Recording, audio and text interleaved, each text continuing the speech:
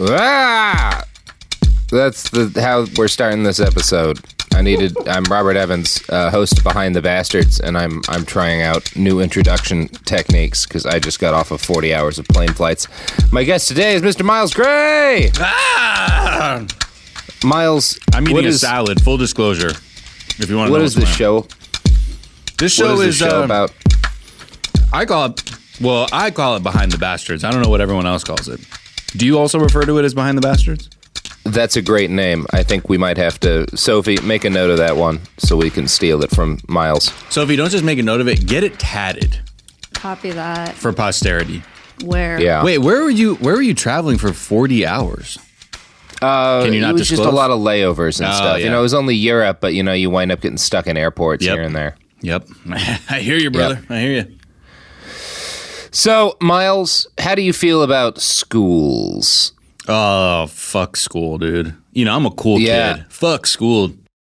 You know, that answer, Miles, that you gave is going to turn out to be very appropriate for a couple of reasons, most of them unfortunate. Jesus Christ. Because I don't even know why I said anything. We are talking about a school today, and it is definitely a fuck school, but not in any kind of good way. Ugh. In a horrible crimes. Child molestation, sort of. It's got dark really fast, Robert. Wow. Yeah, this is a bad way to introduce this episode, but there's no good way to introduce this episode. Yeah, this isn't Behind the Fun Times. It's Behind the Bastards. That Behind the Fun Times is my other podcast. Could you imagine a and show it actually is very dark. Where you're hosting it and you're just doing like behind the scenes of like some of like the happiest, like, you know, pleasant moments in our history? Hey, we released one happy episode. We did release, well, he died at the end. Yeah, it didn't end well, but the work was good. Yeah. Yeah. I'd like to have an episode where Werner Herzog and I just talk about different puppets we think are cute. I think fun. I like the baby Yoda. I'd like to hug and caress him. I like that he really kept his vibe up in The Mandalorian. Yeah. He keeps it 100% Werner. He's never anything but Werner Herzog. No. And that's all we ever want from him. Yeah. Now, speaking of a German, this whole episode is set in Germany. Yeah, it is. Now, schools, Miles. None of us is I'm going to say overwhelmingly happy with the school system in the United States. I think that's a safe. I mean, especially our like educational system is meant as like a barrier to entry for a certain class. So yeah, when you look at school like that, rather than like, hey, education's available to everyone, it puts a bit of a bad taste. I mean, I literally just went to college because it was drilled in my head. It's like, well, you can't get a job unless you go to college. And I was like, well, then I'm going to go to college. That's why I spent $20,000 in debt failing to get a degree and then dropping out because I didn't want to spend another 15. Yeah, no, good call. So, yeah, there's problems involved with college or involved with education in general in this country. And there have been for a long time. I think most of what I still remember from my high school days is how to install Doom on a TI-83 graphic calculator. Wait, you could get Doom on a TI-83? Oh, yeah, dude. Yeah. Or Wolfenstein. It was one of the two. I forget exactly which. Probably Wolfenstein, but the best I could do is get that one thing that was called like Drug Wars. Or like the Mafia game. Oh, Drug Wars was the shit, yo. Yeah, Drug Wars would be like, press 1 to deal heroin. And I'm like, yeah, here we go. But I don't know like algebra. Neither do I. So, and I never learned how to pay my taxes. Shout out to my accountant. Yeah, he's a cool guy. Now, my point here in this rambling introduction is that in the year of our Lord 2019, we're not great at educating the young. And this state of affairs is not new. And in fact, we've been shitty at educating kids basically since we decided it was important to start educating kids. And today, Miles, we're going to talk about one of the boldest and most brilliant reformers in the history of education. A man whose ideas and intellectual courage were, in some ways, still way ahead of even our time. Have you ever heard of Paul Geheeb? Paul Geheeb? Geheeb, yeah. No. Well, Paulus Geheeb is actually the actual name, but we're going to call him Paul this episode because I don't truck with any of that Paulus nonsense. Wait, what kind of name is Paulus anyway? It's some infuriating German name. Those people stick extra U's and S's on all sorts of shit. Wow.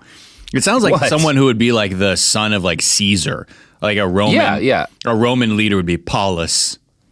Well, I'm going to guess actually all of the U.S. names came from Romans just fucking and conquering all over the place. And guess so what? Paulus is a Latin surname meaning small or humble. Well, he was a small, humble man. So we'll talk about him for a little bit. Now, Paul was born on October 10th, 1870 in Gisa on the Rhone Mountains in Germany. His father and grandfather were both pharmaceutical chemists, and his dad was also a botanist who specialized in mosses. So he grew up surrounded and influenced by people who lived lives of the mind. Now, some of Paul's earliest memories were following his father through the forest to look for rare mosses. By age 8, Paul signed his letters, Paul Geheeb, student of natural sciences. So he's a knowledge lover, Miles. Why? Because his dad was dragging him to the forest and be like, hey, pick up that grass over there and put it in your pocket. Yeah. Well, but I think he liked it. I think his dad was good at inculcating a love of the natural world and excitement and all that stuff. So there's something he was good at it. There's something like really when you said 1870 and they were pharmaceutical chemists, I'm like, that sounds like a comedy. Yeah, I mean, I'm going to guess most of what his dad is working with is like a mix of heroin and snail poison. And eugenics. You give it to little kids. Yeah, and No, there's a little bit before they're doing much eugenics. Oh. I'll give that to them. Yeah. And I don't think Paul would have been down with that, but we'll tell you what he was down with a little later. Okay. Now, Paul graduated primary school, and he went to the universities of Berlin and then Jena for a total of 10 years. He almost got a doctorate.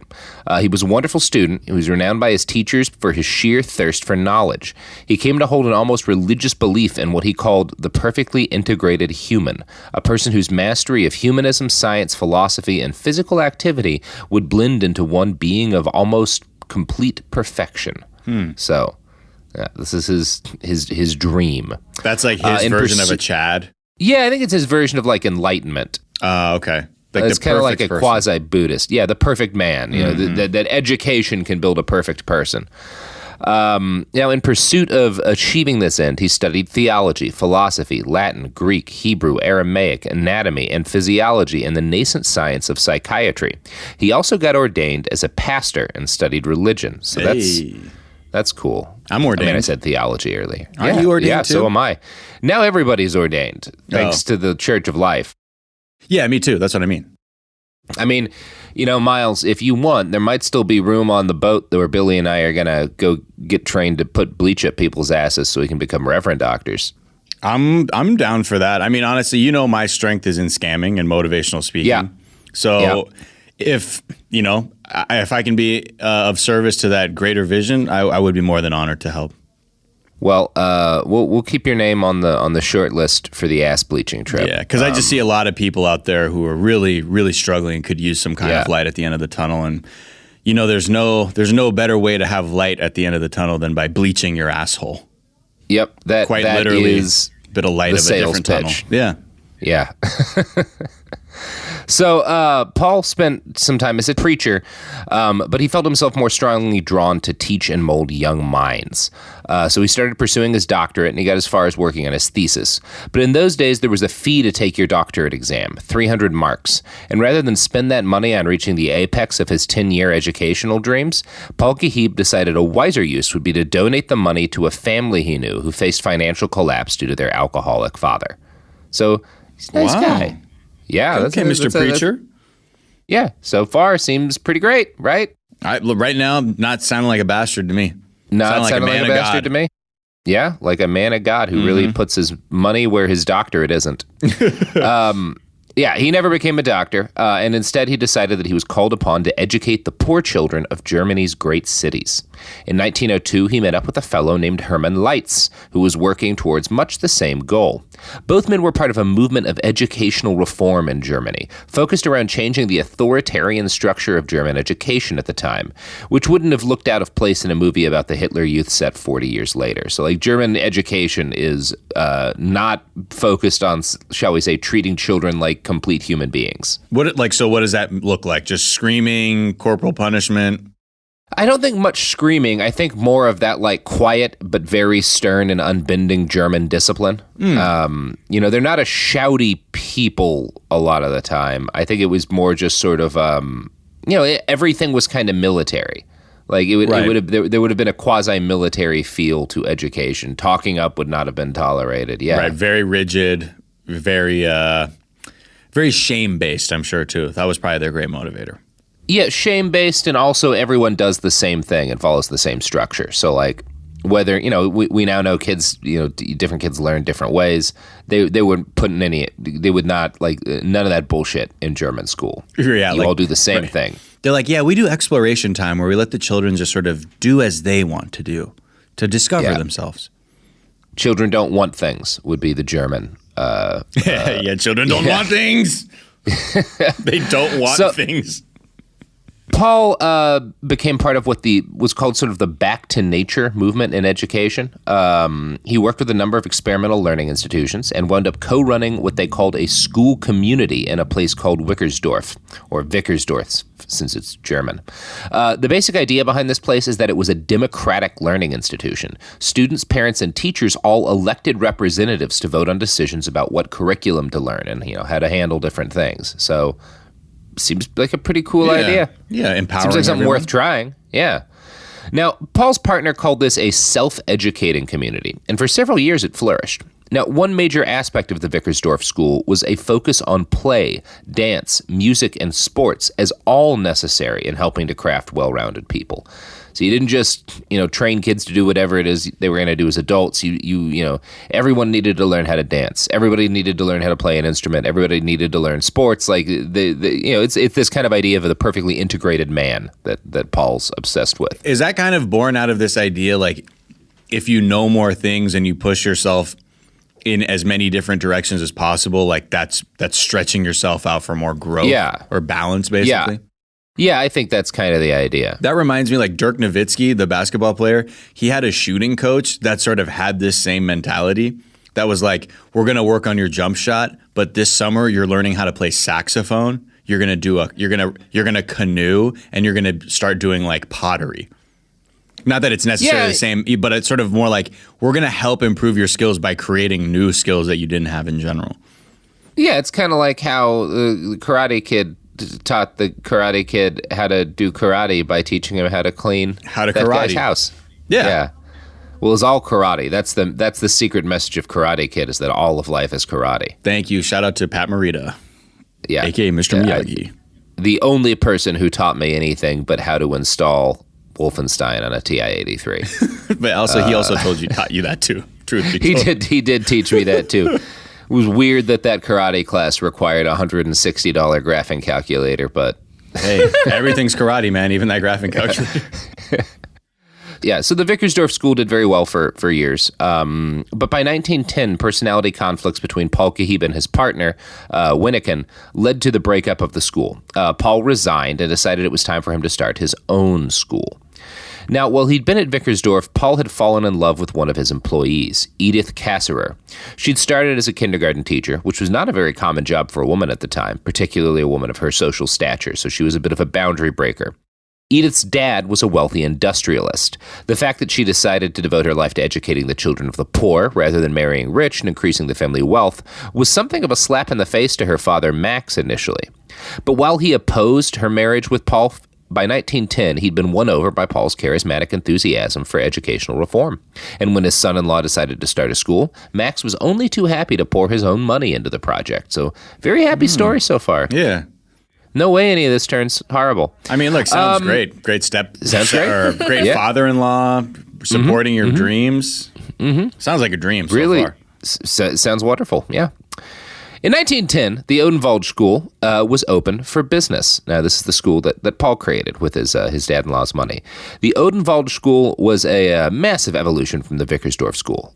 Paul called it an educational laboratory and considered it a place for daring, bold experiments in educational reforms, which he hoped would spur all of Germany and then the world beyond what he called the sluggish organism of public education. Now, he believed the key to reforming public education was to recognize that the individual personality of the child could not be developed in isolation, with pupils quietly taking information and taking in tests.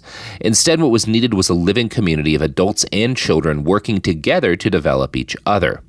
The Odenwald School was a democratic learning institution. Students and teachers had equal votes on the school council. In Paul Geheeb's words, quote, "The authority of the teacher is replaced by the authority of those who together represent the idea of the school. This authority is heeded by adults as much as by children." So that's the idea this is based on. It sounds good. Okay. It sounds like it could work. Now, obviously, the adults are, the more experienced and mature individuals, and so they were seen as having a responsibility to guide their students towards knowledge. But they weren't in charge of them in the authoritarian way typical in most of the world at the time. As Paul said, "To be governed is completely unknown in our school, for it is a community without superiors, a school without a director." Great stuff. A school that superiors, a school without... I mean, it's funny. When you started talking about this new school he made, I'm like, he's starting to sound like he's getting a bit of a God complex here, where he's almost been like, nah, this is where the new shit is happening. And I'm completely changing everything, and it's me.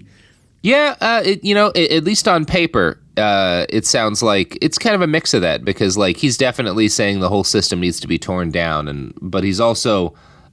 saying that we as a learning community are going to figure out what works better, because that's the real way to spur innovation. Now, I found a bunch of details on the organization of the Odenwald School in a 1962 article by Henry Kasserer, who was a nephew of Paul Geheeb's, who attended the Odenwald School as a child. And here's what he said. Geheeb therefore introduced a new structure into the lesson plan, the Kerr system. Its essential feature was that for a period of 1 month, each child had to choose courses in 3 subjects, each taught daily for 11 hours. This made it possible for the student to concentrate on intensive studies in limited fields. Other subjects were then taken up during subsequent periods. The emphasis in teaching was less on learning facts than upon learning to learn, to work independently, to study, and to understand. Another feature of the Kerr system was that the children were to be gathered in study groups according to their level of maturity and knowledge, rather than according to age groups. Thus, a child might find himself with older children in one subject for which he was gifted, but with younger children in another subject where he had little previous schooling. So that makes a lot of sense. Yeah, sounds about right. Balanced, people around your intellectual level and whatnot. Mm-hmm. Now, Paul was critical of gender segregation, which was very much common in German public schools at the time. The Odenwald School did not segregate students by gender. It was divided into families, each family run by a teacher who helped guide the children. Families consisted of both boys and girls, because Geheeb believed it was critical to human development to have gender integration. Before his career as an educator, he'd been a militant crusader for women's emancipation. His 44-page application to the Imperial German government to start the Odenwald School had included 30 pages on the importance of gender integration. Damn. He wrote, "Coeducation means joyfully to affirm the polarity of the sexes in both theory and practice, and attitude and living, to integrate pedagogically the rich sources of wealth it produces into all fields of life and culture, and to apply them fruitfully to the development of the child." Which is pretty woke for 1910. Yeah. I mean, I don't know. I know what this show is. Yeah, and what you said earlier, and now I'm starting to see the chess moves. Yeah, what do you mean by that? Well, you said you were alluding to some kind of abuse, and I just feel like in any sort of predatory situation, like a predator is looking for the most target-rich environment. Yeah, and advocating for integration means many children of both genders. And I don't know. I just know there's a turn. I've done this show enough with you, and then I'm going to start dry heaving and being disgusted because humanity is just a gigantic waste pile. But go on. I'm waiting with put a pin in that target-rich environment thing. Yeah. We'll come back to that later. So Paul's a reformer, and he thinks that this is going to act as like a laboratory to help figure out the way schools in Germany should work in the future. And it's on paper. There's a lot of cool. Seems like a noble pursuit. Like you can't really say, objectively, I understand what this person is going for. Yeah. Now, Paul's school was as successful as it was revolutionary. Over its first years, it would educate men who came to be some of the finest artistic and philosophical minds in Germany. Klaus Mann, Thomas Mann's son, went to the Odenwald school. So did Hans Bethe, winner of the 1967 Nobel Prize for Physics. I could go on, but most of the famous alumni are German famous, so their names are not particularly well known to most listeners. But there's a lot of famous German thinkers who came from here. I only wrote down the two, Miles, but there's a whole list of them, and they're all very German sounding. Now, by the time the late 1920s rolled around, the Odenwald School had developed an international reputation as one of the finest centers of learning in all of Europe. Oh, not bad. Yeah, pretty cool. Now, Paul wrote and spoke eloquently on the rights of children, and his speeches are filled with quotes like this. There is no greater miracle among the inexhaustible miracles of creation, which in the strictest sense is unlimited in its richness, than the miraculous fact that nature dispenses its seed every day with generous amplitude, and that not one of its fruits is exactly the equal of the other. The younger the child, the more we enjoy it, because we rejoice in the wealth of individuality and originality. What? Yeah, that could go a couple of ways, couldn't it? Wait, what's the richness part? That's a great question, Miles. The charitable undertaking of that is that, younger children haven't had their individuality beaten out of them as much by this harsh German system that we live in, designed to produce, soldiers and factory workers. And so it's a joy to spend time with young children because you can really just cultivate their individuality and all that stuff. So that's one way you could take it. It's weird because one's like, before they're completely indoctrinated with like societal expectations, they still have that purity, that innocence. And also, you can mold them too. Like they're more pliable at this age. Like they're malleable in terms of how they're looking at the world and things like that. I mean, it's funny because the first part I get because a lot of people, like if you're into any kind of spiritual texts and things like that, always refer to, when you're a child, you're sort of at this level of consciousness where you can observe many things and still enjoy them because of you're not being hit with all kinds of societal norms and things like that, or cultural patterns of thinking. So in one way, I'm like, oh, okay, yeah, like we should be more childlike at times. Well, so far as we come to our first ad break, Miles, everything seems great. Everything seems fine. Ominous. Everything seems very healthy, and I'm sure that that's how it will continue for the remainder of the 12 pages that I've written. But save us. You know what? What's also fine? What will save us, Miles? Huh? The products and services that support this show. Oh, fantastic. I'm Robert Evans, host of Behind the Bastards, and if there's one thing I hate more than fascism, it's finishing a long workday and realizing I have no food left. It happened to me the other day after writing a 3-part episode, and then I realized that I had a HelloFresh box that was just sitting out in front of my house. I cooked some delicious fish tacos, and it was awesome.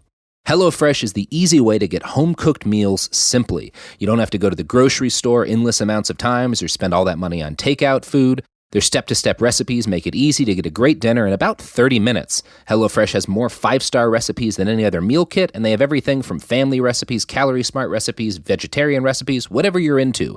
And they're flexible. You can add extra meals or add-ons, and it's very simple. So if you want to try HelloFresh right now, you can get 9 free meals with HelloFresh.com/BTB and using the promo code BTB9. That's right, 9 free meals if you just go to HelloFresh.com/BTB9 and use promo code BTB9. Check it out. We're back.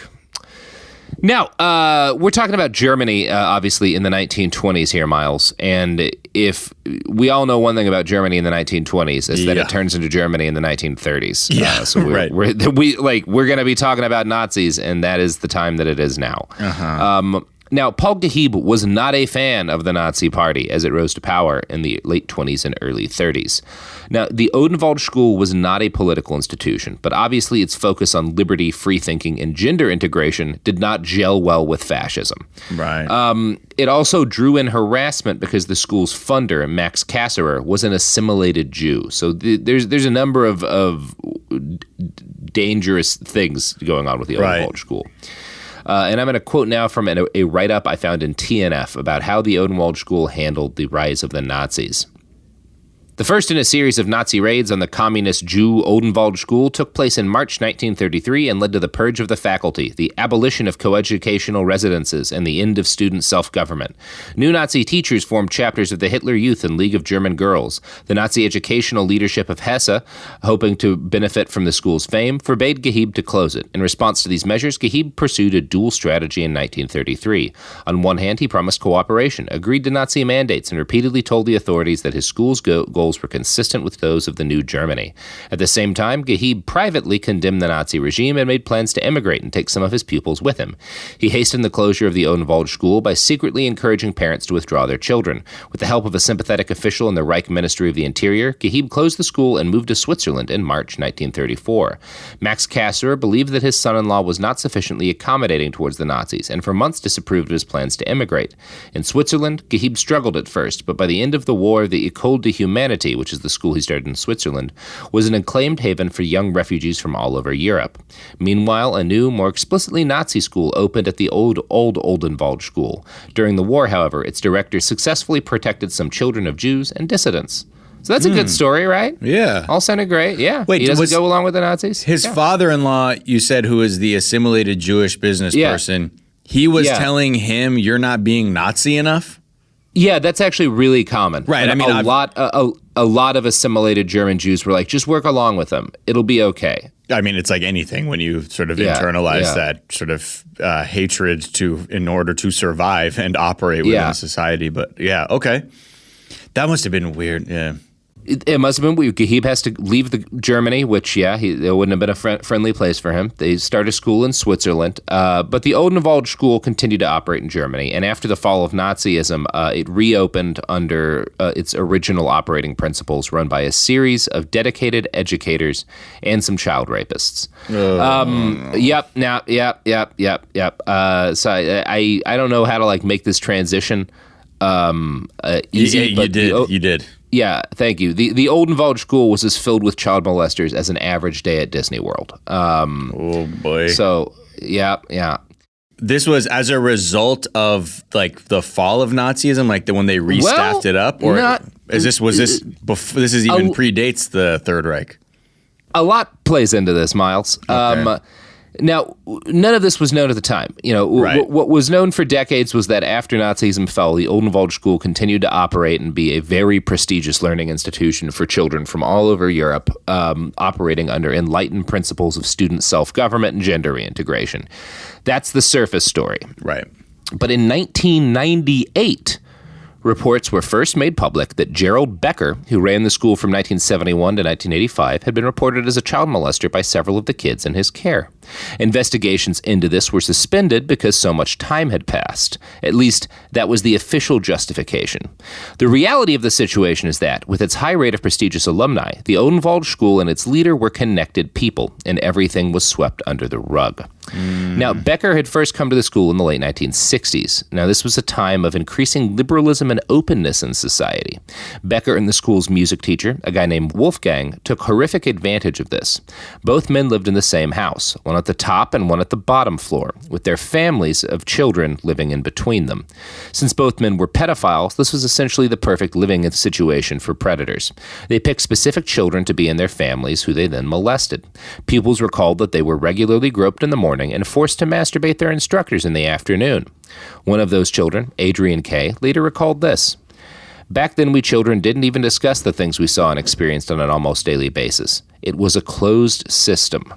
Another student recalled, I remember being woken up as a 13-year-old by Gerald Becker sucking my penis like a possessed man.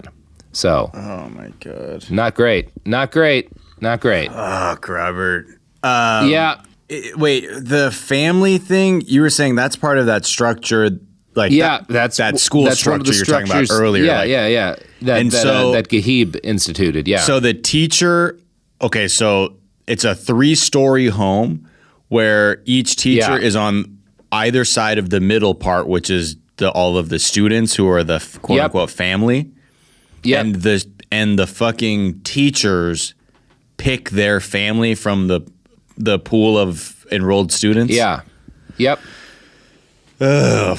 And this comes out in the 80s, you said, or in the 90s? In the 90s. Yeah, this comes out in the late 90s. Well, I guess it makes sense because for the longest time, we just were like, I don't know, man. We don't know we're not equipped to actually talk about assault against children. We'll just call it like, stay away from that person, or something's different about that fellow.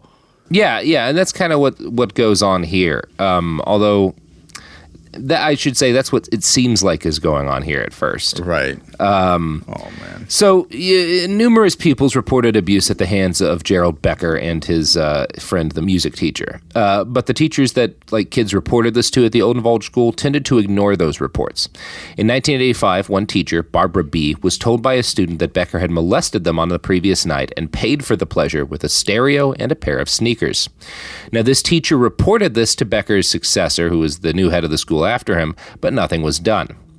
Becker was, other than his child molestation, a shining example of a dedicated educator, and someone who was clearly respected in the field. When he wasn't molesting kids, he gave vivid speeches celebrating the enlightened beliefs of the Odenwald school. Former teacher Salman Ansari recalled, whenever Gerald Becker gave a speech, he always said ours was the world's best school with the world's best teachers. Now, part of why this was allowed to go on for so long were the deep connections Gerald Becker enjoyed to the German government. He was friend and colleague to a fellow named Helmut Becker, who was not related to him. But Helmut was the guy who first spearheaded the effort to reform the West German educational system after World War II. He was the first director of the Max Planck Institute and a huge fan of the Odenwald School. Helmut described this and other independent schools as a kind of incubator within the public school system. He then added, this applies in particular to boarding schools, in which relaxed encounters between parents and pupils provides better protection for human sexuality. What? Yeah, you notice something weird about that line? Say that again one more time out loud in English. Yeah, he described the Odenwald School and other independent schools as an incubator within the public school system and added, this applies in particular to boarding schools, in which relaxed encounters between parents and pupils provides better protection for human sexuality. Better protections for... That's an odd thing to say, isn't it? Yeah. Yeah. Wow. There's a number of quotes like that are odd things to say and kind of hard to figure out, at the time, people must have just had the same reaction you did, but there were no clear explanations for why. That could sound really fucking terrible. Or maybe this dude's really smart. I don't know. Yeah. It's like Paul Geheeb's line about enjoying little kids, where it's like, that could mean a few things, and you probably give him the benefit of the doubt. Yeah, you think as an educator, you're like, well, there's no way it's for some kind of malicious intent. Yeah. Little do you know. Gerald Becker hired Helmut to work at the Odenwald School. Now, Helmut's godson was a student at the school, and within a few months of coming on board, Helmut's godson reached out to his godfather to complain that Principal Gerald Becker had climbed into his bed to try to have sex with him. You might expect this to have led to a gigantic shit show, since Helmut had the influence to demand just about anything he wanted from the school and the government. But instead of doing anything, Helmut recommended that Gerald seek treatment for his child molesting problem. Gerald was sent off on what amounted to a medical vacation and then returned to the school and molested more children. I mean, it's... That's pretty Catholic-y sounding. Yeah, right? exactly. You know? I was saying it's the same pattern of dealing with, I guess not dealing with it, where you're being like, okay, we're pretty sure this happened, but we don't even know what to do, so put them on timeout. What is a medical vacation in those days? Like just to go to some kind of retreat? Yeah, I think he probably went to a spa. Yeah. A lot of steam baths. And the reason he's protected is because of his, how respected he is within, the upper echelons of the government? He's respected. His school is respected. Helmut, who reformed German education after World War II, is his name gets all tied up in the Odenwald School's reputation. So it's nobody powerful's best interest for anything to get out about what's happened. Right. What Gerald Becker is doing to these students. Right. So Gerald Becker got to die before he faced justice, which is what you always want to hear in a story like this. Another person who died before facing justice was Walter Schaefer, who was Gerald's successor as head of the school, and the man who probably worked hardest to cover up his crimes. Now, in the late 1990s, the German media completely ignored the revelations about one of the school's proudest institutions. None of this really came out until 2007, when a woman named Margarita Kaufmann became the school's headmistress. She was the first person at the Odenwald school with any sort of influence who took the problem of child molestation seriously. In 2010, she became aware of the mounting number of child molestation allegations, and she brought in a former judge, Bridget Tillman, to investigate. According to Der Spiegel, quote, Bridget Tillman and a lawyer published a report on the school in the run-up to the anniversary. Their no-holds-barred appraisal paints a frightening picture of widespread abuse at the Odenwald school. They identified more than a dozen perpetrators, more than 70 victims, and cited 17 witnesses alone who testified against the school's longtime principal, Gerald Becker. So in the late 1990s, you start getting these reports that Becker's molested some kids. And then in the mid-aughts, the school's new headmistress convenes an investigation, and they find that actually more than a dozen teachers at the school and staff members have been molesting kids. So the first they thought it was just the one. Yeah, they thought it was just Gerald and his the music teacher. Oh, and the music teacher, right. Yeah, and then after the investigation, like, there's yeah. They start looking into it more, and the more they look into it, the more perpetrators they find, and the more victims they find. And is this like with talking to past pupils and things like that? Yeah. Did they discover that even currently at the time in the 90s, they're also dealing with like a large number of... yes. Yeah. The further back they go, the more allegations they start to find. Oh, but then they found 12 people that were currently working there? Yeah. Wow. I mean, it also makes sense. Obviously it's a shift in like the culture too, but like was there ever another woman directing the school prior to her? I don't think so. I think she was the first female headmistress of the school, the director. Was she hired as some kind of reformer, you think, or she was just sort of because she's a woman and a little like less interested in protecting male predators was like, something's wrong. I actually care about these kids. What the fuck is this? Yeah. I think I don't know if it's because she was a woman or just because she was a better person than the other teachers. But yeah, or not to say that being a woman it makes you more interested, but I think that deviation from the pattern before. Yeah, we take a strong stance here that empowered modern women can be child molesters too. I just want to be clear about that. Oh yes, I'm sure that's been in past episodes too. Yeah, absolutely. The Georgia Tan episodes. Yeah. So they start looking into this, and the more they look into this, the more Odenwald teachers they find who had molested students, and the more students they find who had been molested. Now, this story finally broke into the mainstream news in 2010, and a series of journalists from different papers and law enforcement agencies began to conduct wider-ranging investigations into the Odenwald school. And what they found was fucking soul-crushing, Miles. I'm going to quote now from a 2010 Irish Times article. Some 8 teachers, including a former headmaster, have been accused of sexually abusing at least 33 former students. Now former students have told of torture rituals where older students raped younger students and scalded their genitals. What I've heard completely goes beyond all imagining, said Miss Kaufman, headmistress of the school since 2007. I just don't know how this kind of behavior carried on without teachers hearing cries of pain. In an interview with Die Zeit newspaper, Ms. Kaufman said that the school operated in the past like a cult, with abuse allegations suppressed out of a misplaced awe for the reforming pedagogical concepts of Gerald Becker, who was principal from 1972 to 1985. So that's the way this starts being spun in the 2000s, which is that they're definitely trying to trace this problem back to Gerald Becker, right? So that's the story as it comes in, is that this guy comes in because he's so respected, nobody notices his abuse, and he enables other people to commit abuse. And that's where the Odenwald school goes wrong, starting in the 1970s. That's the line you start to see. It's because of that guy, that one bad apple that spoiled the bunch. As reports came in, Becker was revealed as the ringleader for what can only be described as a gang of pedophile teachers.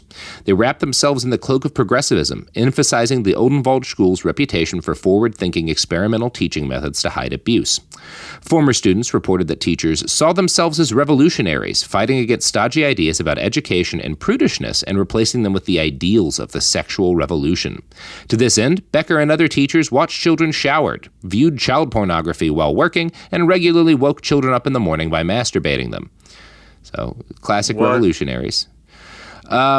Yeah, so by the time all this came out, Gerald was old and sick, and he died before facing any justice, as I already stated. His partner, like a romantic partner, Hartmut von Hintig, was a prominent educational expert in Germany.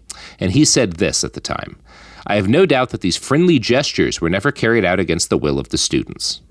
Friendly gestures? Yeah.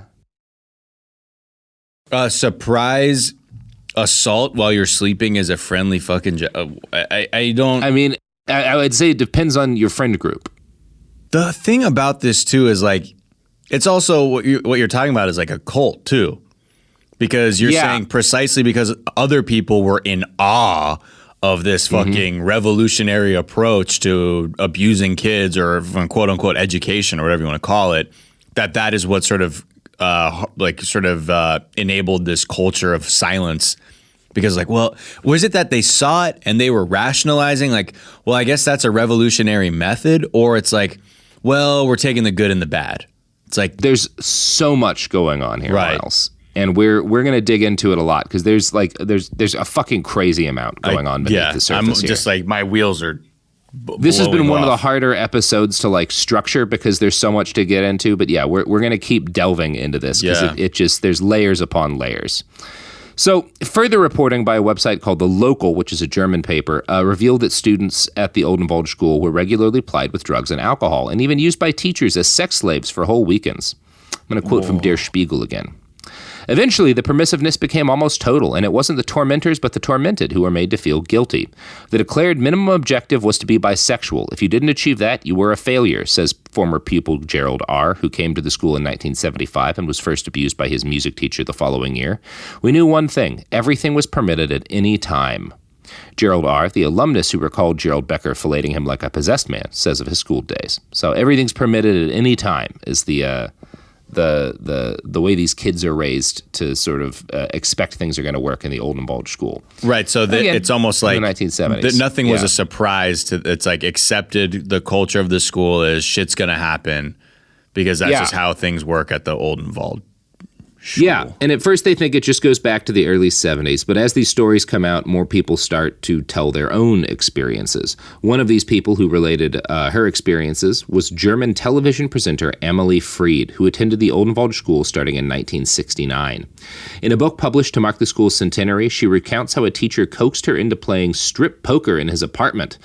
She said he goaded her for being a prudish, petite bourgeoisie Swabian girl until she finally caved into the pressure, although she was embarrassed and suppressed her memory of the incident for decades. So if you don't fuck us, you're bougie. You're bougie. You're bougie. Yeah. You're too prudish. And the whole, like, was the bisexuality thing born out of like an actual philosophical idea? I think or it's purely like we want to be, I don't know, we just want people to be as sexually elastic as possible? That's it. We want people to be sexually elastic. We want them all fucking. And like they wanted the students also fucking other students because the more of that was going on, the more it camouflaged the teachers' predations on these kids. Oh my God, dude. This I is mean, it's fucking wild. Dark. Like, but even the. Mile. Yeah. Yeah. You know what won't create a culture of child molestation? These goods and services. That's right, Miles. I knew that. I love these goods and services. That's our only line for advertisers, and it's a good one. Products.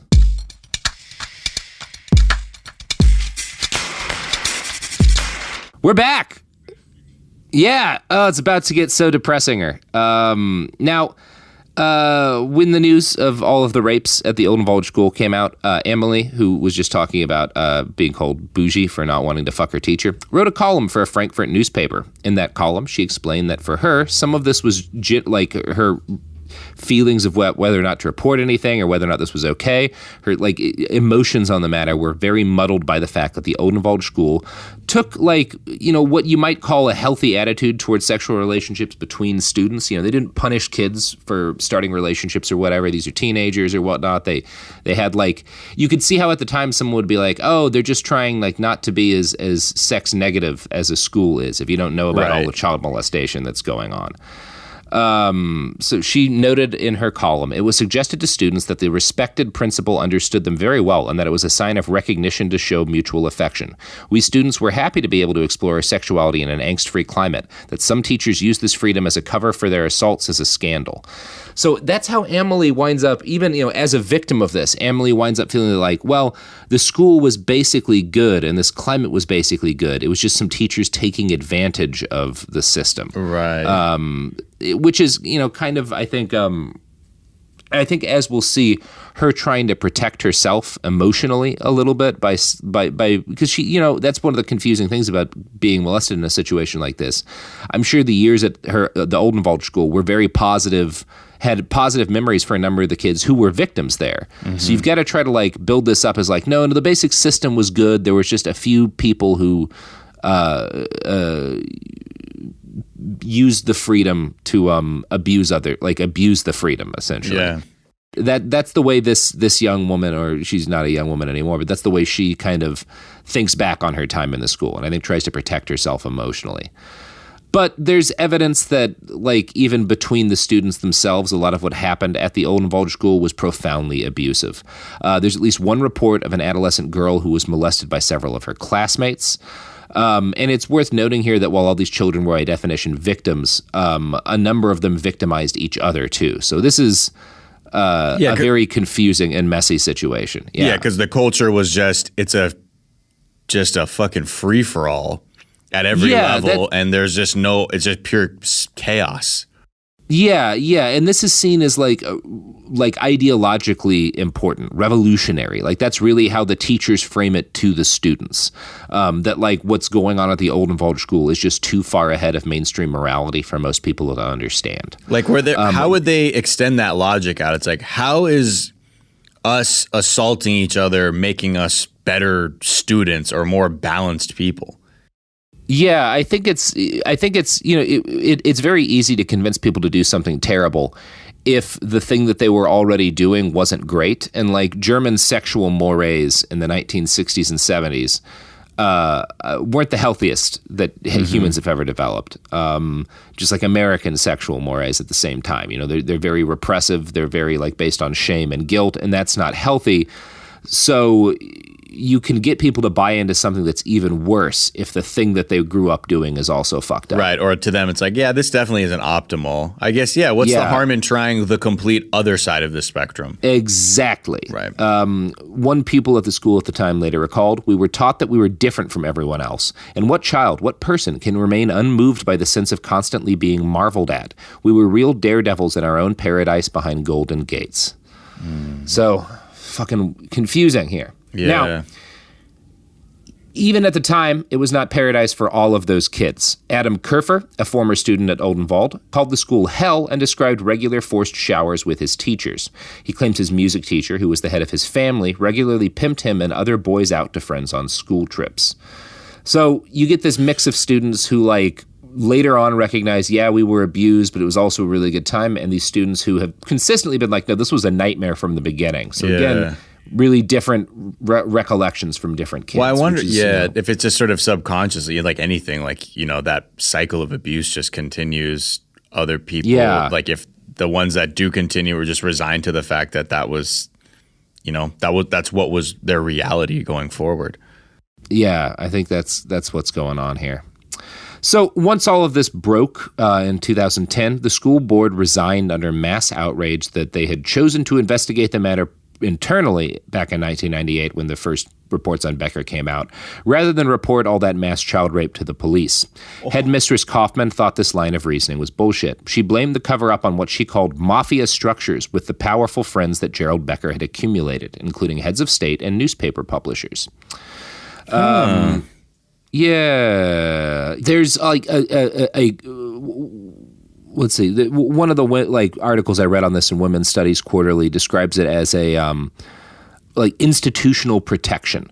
Right. Because the Odenwald school is seen as such a key aspect of the educational reform movement in Germany. So because these people are proud of the educational reform since the Nazis, they can't discard the Odenwald school because it's kind of at the forefront of that, even though it's very clear that really fucked up shit's going on there. So that's part of why this all gets swept under the rug. Right. Now, the author of that article, Pedosexuality and Especially German History in Women's Studies Quarterly, suggests that a lot of the explanation for why all this molestation happened at Odenwald in the 70s and 80s is tied into the sexual revolution and the intellectual climate of the 1960s and 70s, particularly in Germany. The author credits the concept of pedagogical eros, which was first cooked up by a guy named Gustav Weineken, who was Paul Geheeb's old partner at the school he helped run before founding Odenwald. Now, the term pedagogical eros referred initially to homosexual erotic attraction between a pupil and a teacher.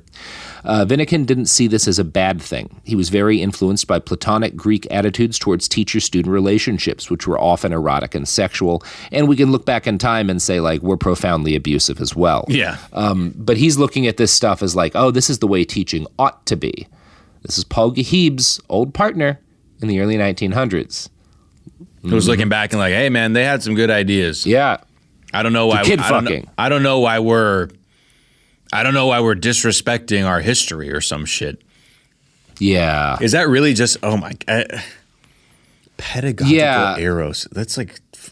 It's so weird though too. Like the language and the vocabulary these people create to not call what they're doing what it is. Yeah, you have to have that language around it. Otherwise, people will realize, well, you're just talking about fucking kids, dude. Right. If it were up front, it's like, and then I just abuse the kids sexually. That they wrap themselves in ideology to get away with this sort of thing. It's like, I guess that's the hallmark of any fucked up movement. Yeah, it's the same thing that the Catholic priest did. It's just a different ideology. Right. But it's the same thing. So you have these very old ideas about like Greek, pedagogical eros and stuff. And you have these things kind of merging with very modern ideas of the sexual revolution. Because the 1960s and 70s is a time when people are increasingly in the West lifting taboos against sex, which is good. But when you mix it with these child molesting desires and some of these like old bad ideas, you get this very toxic slurry that results. And it's a very complicated thing that happens. But it's not just at the Odenwald school. And this is where we start talking about what was happening in the rest of Germany at the time. Because there was actually a very weird and virulent strain of pro-child fucking ideology that ran rampant among the German intellectual community in the first decades after World War II. Have you ever heard of the Kinderladen movement? That sounds familiar. Yeah, it's a fairly prominent thing. It started in the 1970s as a reaction to the unspeakable horrors of Nazism. The basic goal of the movement was to raise children to be more disobedient to adults. So people look at like what happens under the Nazis and they're like, oh, we shouldn't, like this culture of obedience that we've inculcated in Germany has horrible consequences. So we need to inculcate a culture of disobedience now within our students, which makes sense, right? Yeah. You can see the logical through line there. Absolutely see why you would come to that conclusion. Now, in previous eras, German child rearing had placed a strong emphasis on obedience above all else. The idea was that raising children in Germany had to completely change in order to avoid a repeat of the horrors of the 30s and 40s. So this all came from a good place, but it didn't stay in a good place. And I'm going to quote again from that Women's Studies Quarterly article. Within the anti-authoritarian Kinderladen movement, which was closely associated with the early phase of the new women's movement, great significance was assigned to the idea of liberating child sexuality. This was linked to a vision reaching back specifically to Wilhelm Reich, who held that liberation of child sexuality would lead to the liberation of human beings. The idea fit in with the politicization of desire in the context of the 1968 movements and can be seen analogously as a politicization of childhood sexuality. The proclamation of their liberation was expected to contribute to their childhood happiness. A number of texts from the West German anti-authoritarian educational milieu did not distinguish between childhood and early adult sexuality, but sought to flatten sexual distinctions within the generations. Now, Wilhelm Reich is the guy who coined the term sexual revolution. And so there's a lot going on here. And it seems like what you've got is this very well-meaning movement that comes out as an understandable reaction to the horrible crimes of the Nazi era. Right. But you also have all these people who just want to fuck kids and see this as an opportunity to like, well, I can slide a little bit of my ideology in here. These are the things I believe, and I can cloak it as something more than just me being horny for little kids. Right. I'm changing attitudes. I'm saving a future generation of Germans so that, nothing terrible happens. While also completely taking advantage of that sentiment for their own dark purposes. So, yeah. And I don't want to say like the whole Kinderladen movement was not about child molestation. There were actually a lot of very important developments in educational and child rearing policy that can be traced back to it. But you also had a fuckload of pedophiles within the movement who used the opening up of society as a chance to prey on little kids. Quote, within the circles of these movements, the alternative milieu and the emancipatory sexology of the 1970s, texts and documents on child sexuality lacked perspective that reinforced a child's right and ability to say no to sexual conduct. So this is part of how you can... Wait, what? To say... Yeah. So these teachers who are trying to basically stick and thinkers who are trying to basically like mainstream child molestation by hijacking the Kinderladen movement, they're noting the importance of emancipating children's sexuality, but they're not writing anything about the importance of consent. That doesn't matter. The assumption then is that kids want this kind of contact. And people like went with that because I mean, like if you're really a whole lot of them did, man. I mean, disobedience is purely built on agency. You know what I mean? Because this isn't a real, like this chunk of the movement isn't real. There's it's not real ideology. Yeah. Sure, but I guess like even if you were hearing this out loud and you're like, this is fucking terrible. Can I because if they had to explain themselves, they'd be like, okay, I got caught. I'm using this. It's this matter of once the weight of cultural forces behind change, most people are cowards. You know, whether that cultural change is like the switch to Nazism or the switch to childhood sexual liberation, an awful lot of people are just going to kind of go along with it if it seems like what everyone else is doing. Right. And that's what is happening here.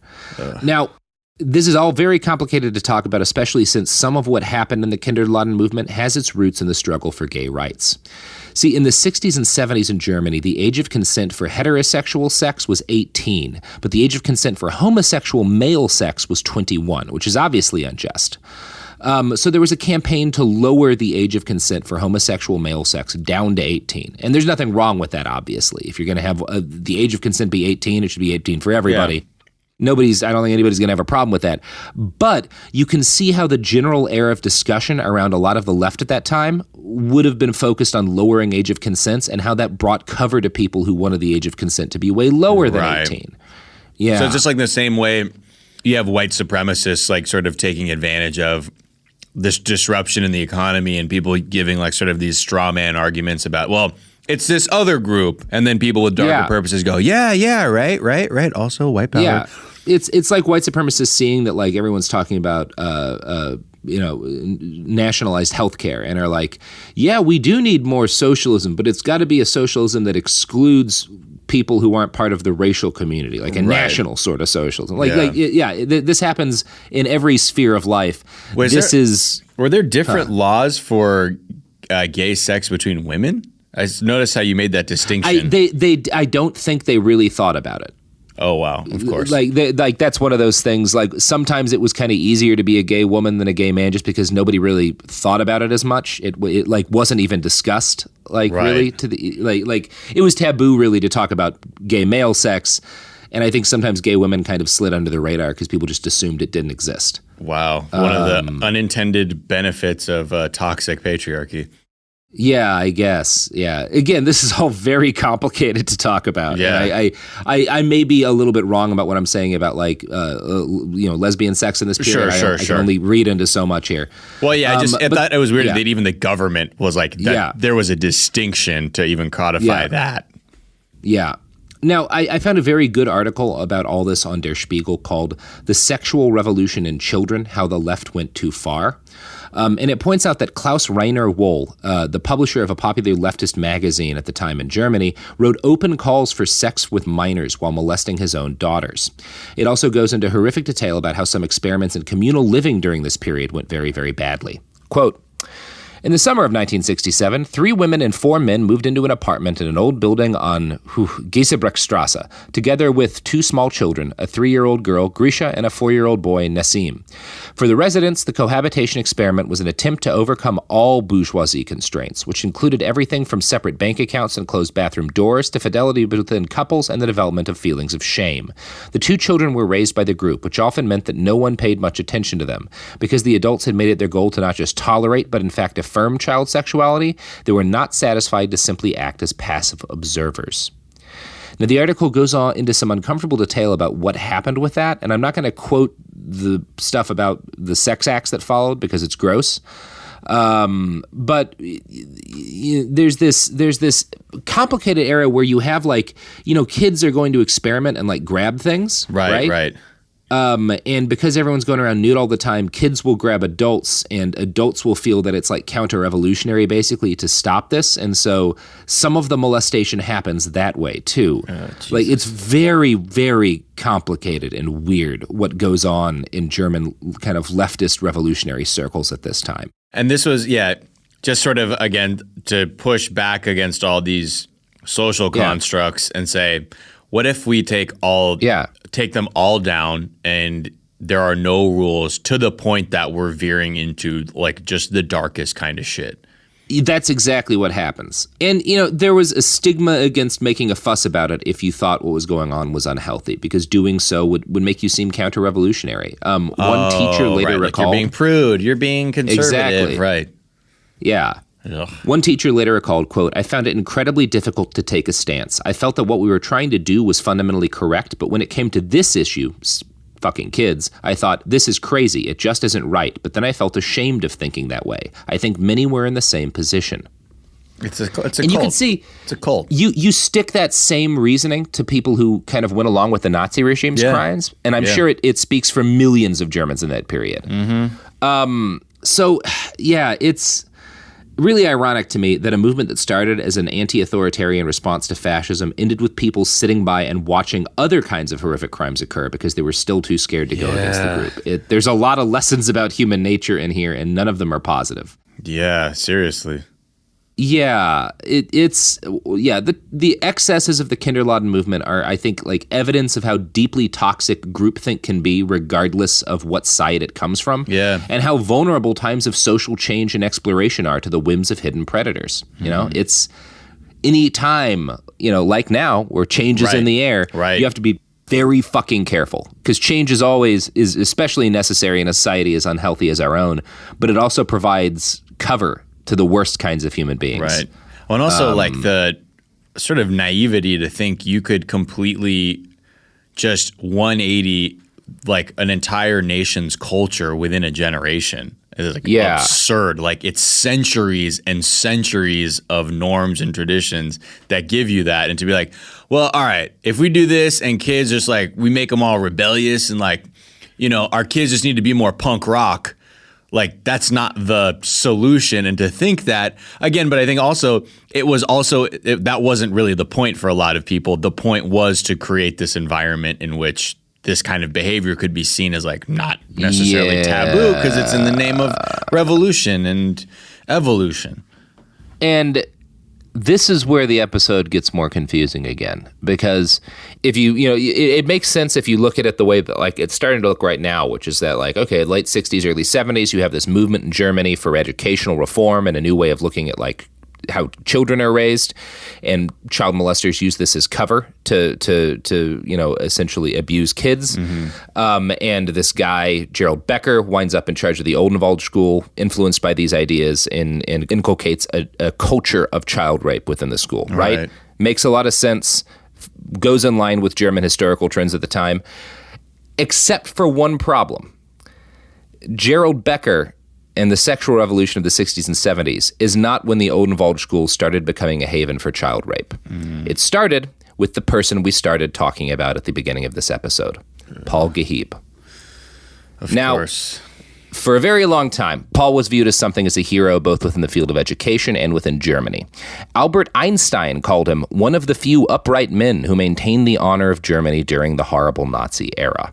The school he established in Switzerland during a war became a haven for child refugees and orphans of Nazism's mad dash through Europe. But Paul was not the man he seemed to be, and the Odenwald school's history of child abuse went back much further than the late 60s. In fact, it goes all the way to the beginning. None of this came to light until late in 2010 when Der Spiegel conducted a deep investigation into the school. Now, by this point, other investigators had revealed the sweeping history of sexual assault from the 60s up until the early 90s, at least. Adrian Kerfer, the chairman of a group formed by children molested by Odenwald teachers, estimated at this point that between 500 and 900 children had been victimized. But most people still believed that Paul Geheeb and his beloved legacy as a reformer were clean. All of that was blasted away by the investigation of an educationalist named Christy Stark. Stark basically gains access to the archives at the Odenwald school and starts reading through all of these letters that had been sent from parents to teachers and to school administrators, starting from the very beginning of the school. And a lot of what she finds is deeply fucked up. And I'm gonna quote from that Der Spiegel write-up. On September 13th, 1924, a mother wrote to Geheeb's wife, Edith, who had built up the school with him. This mother, E.M., described in detail her 12-year-old son's allegations that he had been abused by a teacher. It wasn't the first such claim. 3 weeks earlier, a father had taken his daughter out of the school on the grounds that she had been very disturbed by the nocturnal visits by adults that she had witnessed. Educationalist Crystal Stark says that the school received a number of such letters from concerned, shocked parents over the years, with some pointing the finger at older pupils and others at the teachers. So, after hundreds of hours of painstaking research, Stark writes a dissertation on all this. Now, prior to her research, the understanding was that most of the children who had been abused at Odenwald were boys, but she found vastly more complaints from parents about suspected or confirmed sexual relations between their daughters and school staff. Some of these parents presented love letters that their daughters had received from teachers during summer vacation. And shockingly, these early 1900s parents were generally too scared to complain, which is probably why the behavior flew under the radar. One mother even promised the school directly that she had no intent of causing a scandal that would put the school in an unfavorable light. Even in the days of Geheeb, the Odenwald school's reputation as a bastion of bold experimentation and scholarship protected it from harm. So, now I'm going to quote again from that Der Spiegel article. On February 23, 1931, Geheeb wrote to a female pupil who had asked for his help. He had sent the 17-year-old girl to a friend of his in London, a fellow teacher who was supposed to improve her English, but whom she said molested her. Geheeb defended his colleague vehemently. He bravely treads new ground in the realm of sexuality in particular, and has discovered new successful methods that are, of course, extremely infuriating for high society and its hypocritical sexual morality. So this is how Geheeb argues to an abused child, that she wasn't in fact abused. I just also, I mean, I get it because history moves at its own pace, and especially things from this era, we don't have the same speed at which information travels. But it's wild that it's 2010. They're oh yeah, back in 1920, this has been going on for ages. A century. Now. Yeah.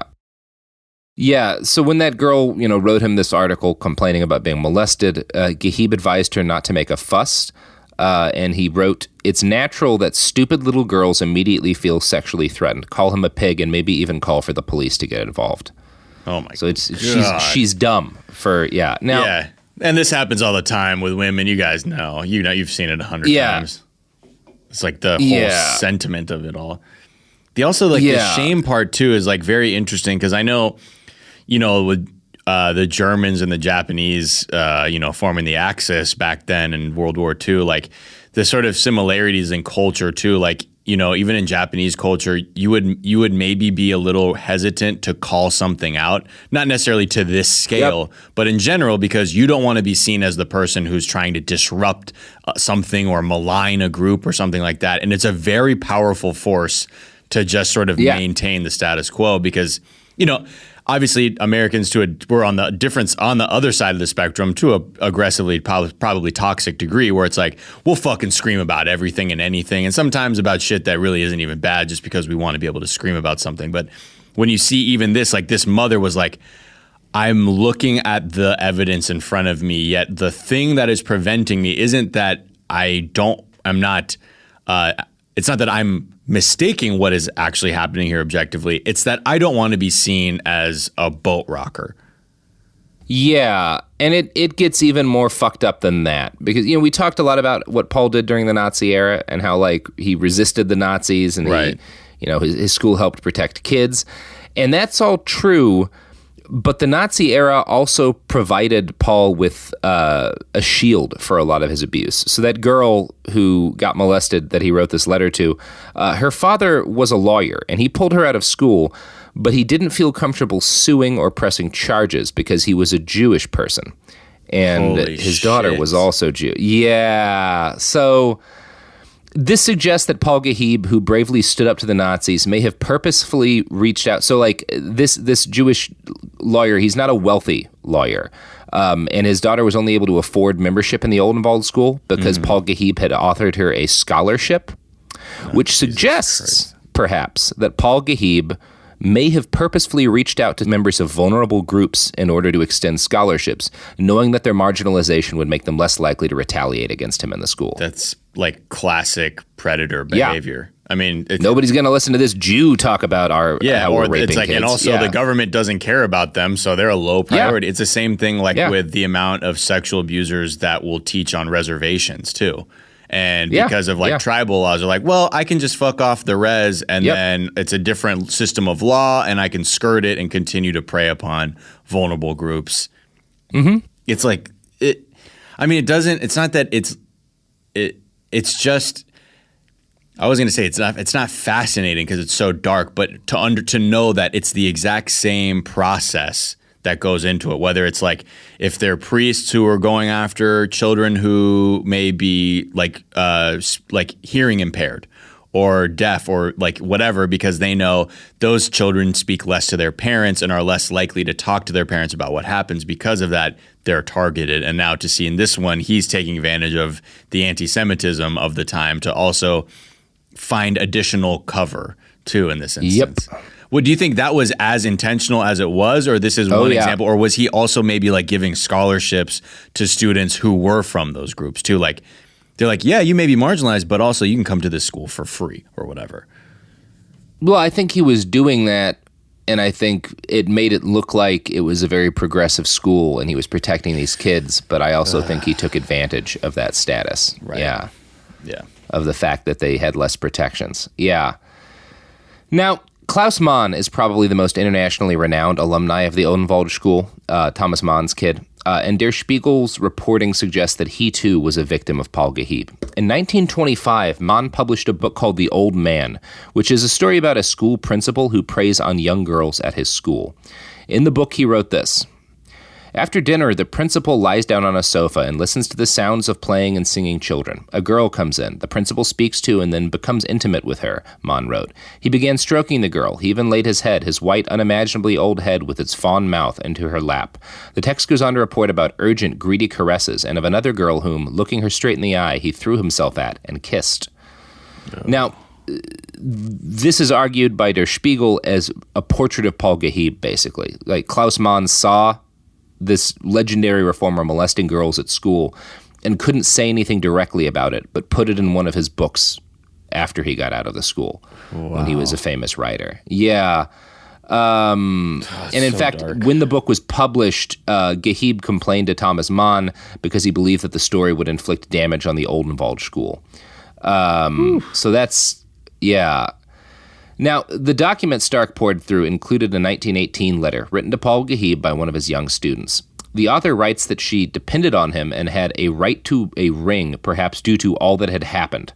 She felt that this would make her safe, or at least safer. Now, the wording of this letter from a student to Paul Geheeb doesn't make it entirely clear what happens, but it sounds like Paul got a teenager pregnant. Like, that's what this letter sounds like. You've got this, like, young girl writing to this teacher saying that, like, she depends on him and he should give her a ring because of what he did to her. Right. Like, oh, yeah, maybe made her get an abortion. It's very hard to say. Yeah. Now, we do know that the school's 10th anniversary celebration in 1920 was canceled because a female teacher committed suicide.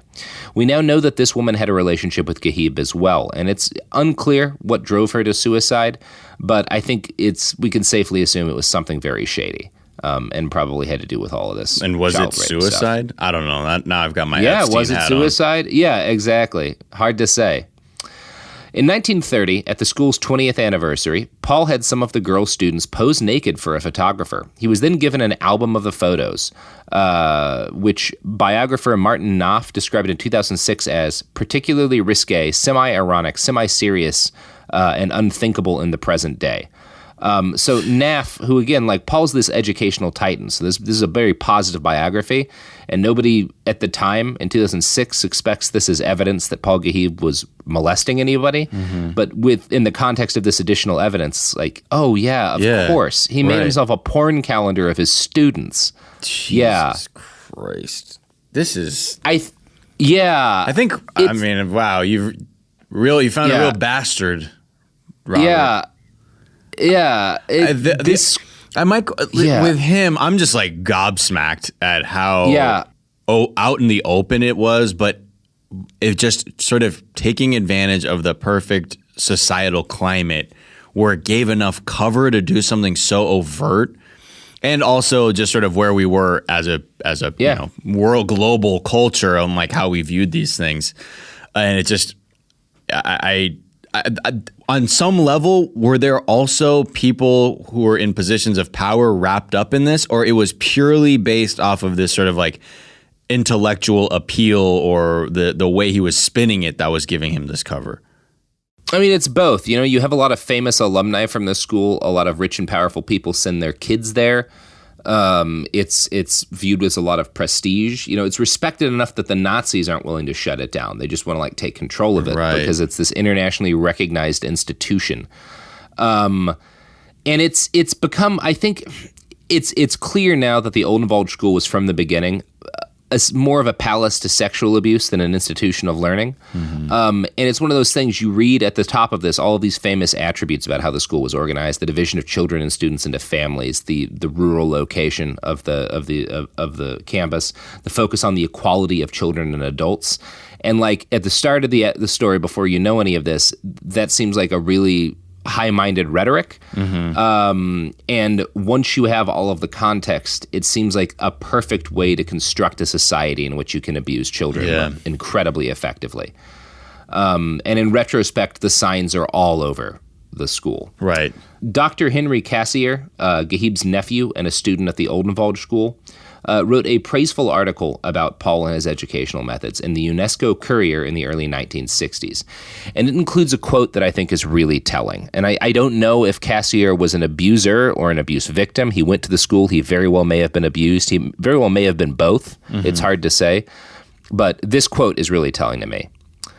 Among his friends, Paul Geheeb, counted men like Romain Rolland, Gandhi, Tagore, Albert Schweitzer, Einstein, men who put their stamp on the age. What did all these men have in common? To answer in the words of Tagore, they were all travelers whose eternal journey is toward the future, climbing barriers, crossing mountains. Through the gaping century, they strode out into the unknown, into the unseen. In their blood the trumpet sounded. Beyond all borders, go beyond.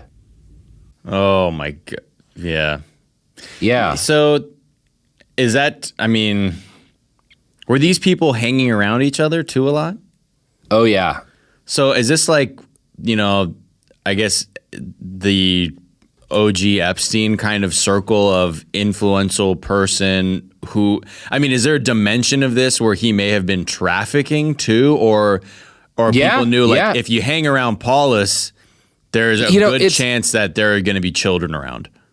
Paulus is kind of an Epstein-like figure. He's this guy who there's definitely allegations that later on, you know, that like Becker and people who are in the school later on pimped out kids. And I think it would be foolish to assume that Paul wasn't doing the same thing. Right.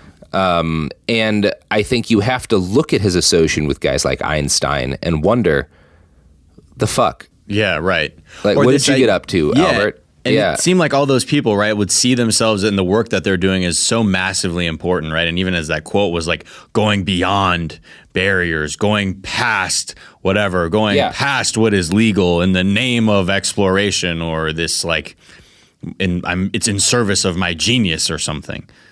Yeah. Yeah, man.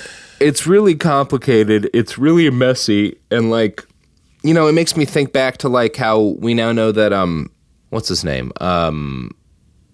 Bill Gates? Stephen Hawking. Oh. And Bill Gates too, but Stephen Hawking visited Epstein's island and like was on his plane. And so yes, it was Bill Gates. You've got all these people who are treated in society as mental titans, many of them with solid justification to be treated that way. but also this intense need to kind of elevate themselves above society. Yeah. And that's not always a bad thing because society's fucked up, but I think it leads some people to justify things that are horrific because it's just the thing that they happen to want. And yeah, I don't know, like the fact that Einstein comes into the story obliquely, I've heard no allegations that he was ever did anything, but also like, how would we have known? Yeah. I'll bet he's, Well, and I'm sure too, even then, like for someone like Einstein, whose name even rings even louder than Geheeb's, like there must have been even more pressure to be like, dude, I'm not about to say something about Albert Einstein or whatever. Yeah. And I guess that is that thing, right? At a certain level, maybe just having the world know you might be the smartest person or the greatest this or the wealthiest that just isn't enough, that you have to go, no, I need to further demonstrate my superiority by saying that norms and the laws of mortals just do not apply to me at all because I'm in this position too. Like if that sort of furthers that, because at a certain point, if your ego is wrapped up in your, sense of self of being this sort of deity, then like why would you even ever think you need to abide by the rules for the normal, the mortals? Yep. Oh boy. Fun story. Yeah. Well, Miles. Yeah. Thanks. This has made me want to start a school. Look, and if anything, to we protect, to what? Mm-hmm. To protect bagels? You have to protect the kids. You don't to stop all this from happening. You just build a big walled compound, and you put all the kids in there, and then you shoot anyone who tries to enter. It's like a prison, but without doors. Interesting. Yeah, well, I think this is. I'm looking forward to your TED Talk. It'll be interesting to say the least. Yes, my TED Talk on locking children in a cage to protect them from child molesters. I mean, honestly, at this point, people would be like, there was something about that talk. I got something from that.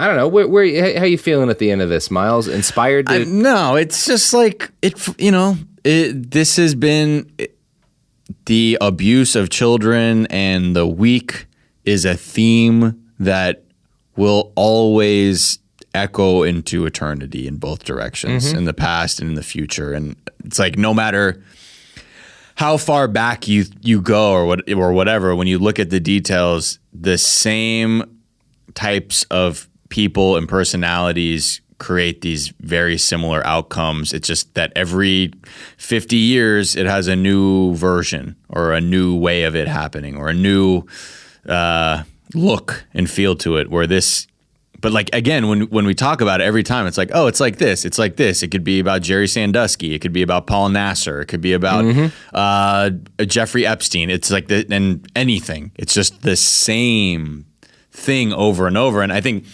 I guess the benefit is like the more we're able to look at these things like this and see these patterns objectively and the sort of tactics is, the way we can somewhat maybe try and reduce the incidences. But and I think it's important to see this within the context of both like the left and the right, or I guess it might be more useful to view it as conservative versus progressive. In a conservative institution, a culture of child molestation or of just abuse in general grows up among like these ideas of entrenched authority and hierarchy and respect for like, we don't want to like, you don't want to shame the church. You don't want to shame yourself because what happened to you is a crime for you too. So like, you'll be judged for doing it. Right. Whereas kind of on the more progressive end of things, it's no, we're liberating ourselves. This is a positive moment. And if you don't feel comfortable with this, then you're counter-revolutionary, you're bougie, you're too conservative, and you should be ashamed of that. But it's like, so the structure is different depending on sort of whether it's a progressive or a conservative movement that the abuse is hiding in. But they're both equally prone to fostering predators, because that's how predators work. Right. Speaking of predators, bunch of bastards. Nope. Mm-hmm. You want to plug your Twitter or something? Yeah, I'll plug my Twitter. I'll also plug my new podcast with one of your listeners' favorite guests, Sophia Alexandra. Her and I have a new podcast called 420 Day Fiancé, where we talk about the TLC show 90 Day Fiancé in an elevated way. We're high. But that is the new show, and I implore your listeners, if you like hearing us talk about much lighter topics, that's a great show. Other than that, Twitter and Instagram, Miles of Gray, and every day, actually twice a day now, on the Daily Zeitgeist with Jack O'Brien. Well, talk Zeitgeist yourself up with Jack and Miles. Check out the 420 Day Fiancé. Find us on the website, internet.com, at behindthebastards.com, and on Twitter at @bastardspod, also Instagram. Find me at iWriteOK on Twitter. And find... there's really no good joke to tie into this episode about the mass rape of children, so I'm just going to end the episode on that note. That's very responsible of you. Thank you. Have a good day, everybody. Don't think too much about this stuff afterwards, but you will. Yeah.